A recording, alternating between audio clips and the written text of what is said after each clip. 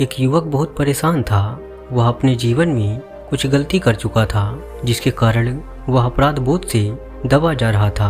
वह हमेशा चिंतित रहता कि कैसे उसने जो गलती की है उससे छुटकारा पाया जाए। उसे कोई समाधान नजर नहीं आ रहा था।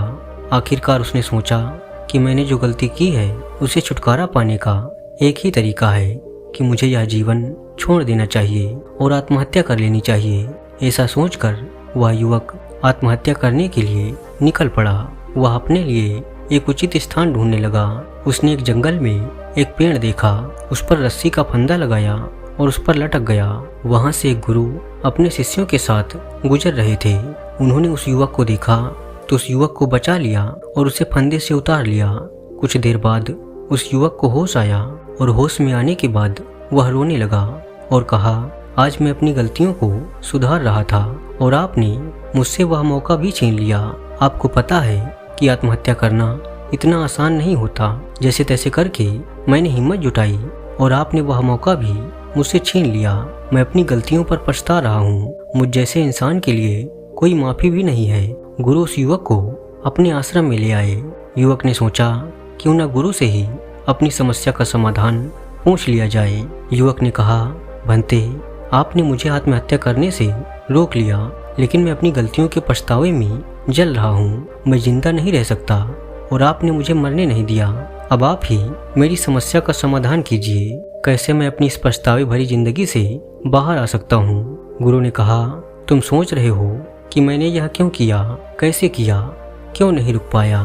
किसी से पूछ लेता, कुछ जान लेता, कुछ समझ लेता। इतना बड़ा पाप मुझसे कैसे हो गया? अब मैं क्या करूं? इस पछतावे के साथ मैं कैसे रहूंगा? वह युवक यह सुनकर गुरु के चरणों में गिर गया और कहा, आप सत्य कहते हैं। मैं बस यही सोचता रहता हूँ कि मुझे कोई रोक लेता या मैं खुद रुक जाता। काश वह समय वापस आ जाता और मैं अपनी गलती सुधार लेता। मुझसे ऐसा कैसे हो गया?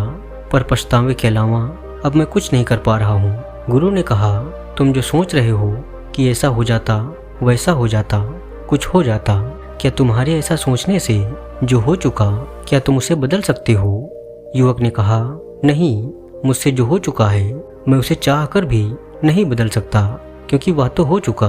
गुरु ने कहा, अगर तुम कुछ बदल ना सके तो तुम्हारा जीवन व्यर्थ हुआ और तुम्हारा पछताना भी व्यर्थ हुआ। युवक ने कहा, भूतकाल में जो घटना घट चुकी है मैं उसे कैसे बदल सकता हूँ? क्या आप बदल सकते हैं? गुरु ने कहा, तुम सत्य कहते हो। भूतकाल में जो घट चुका है उसे बदला नहीं जा सकता। फिर भी कुछ ऐसा है जो अगर बदल जाए तो पछताना सार्थक हो जाता है। युवक ने कहा, ऐसा क्या है भंते जिसे मैं बदल सकता हूँ? मैं उसे बदलने के लिए तैयार हूँ, कृपया बताएं। गुरु ने कहा, अगर तुम जीवन भर भी अपने आप को कोसते रहोगे, पछताते रहोगे, तब भी कुछ नहीं होगा। लेकिन अगर तुमने अपनी गलतियों के प्रति जागरूक होकर, अपने किए गए कर्मों के प्रति जागरूक होकर अपने पछतावे से अपने आप को बदल लिया तो तुम्हारा पछताना सार्थक हुआ। युवक ने कहा, ये तो ठीक है भंते, पर मैंने जो किया है उसे कैसे भूल जाऊं? गुरु ने कहा, भूलना तो है ही नहीं, कर्म भुलाए नहीं जाते। कर्म अच्छे हों या बुरे, कर्म का फल अवश्य मिलता है, परंतु किए गए कर्मों के लिए पछताने से कोई लाभ नहीं होने वाला, बल्कि उस पछतावे से अपने आप को बदलने से वह पछतावा एक वरदान की तरह काम करता है और तुम्हें एक नई राह दिखाता है, नई दुनिया से परिचित करवाता है, तुम में परिवर्तन लाता है। युवक को गुरु की बात समझ में आ गई। हमें भी यह बात समझनी चाहिए कि हम अपने कर्मों के लिए पछताते हैं और दिन रात यही सोचते रहते हैं कि काश ऐसा न हुआ होता, कोई रोकता या कोई समझा देता, शायद पुराने दिन वापस आ जाते और हम अपनी गलतियों को सुधार लेते।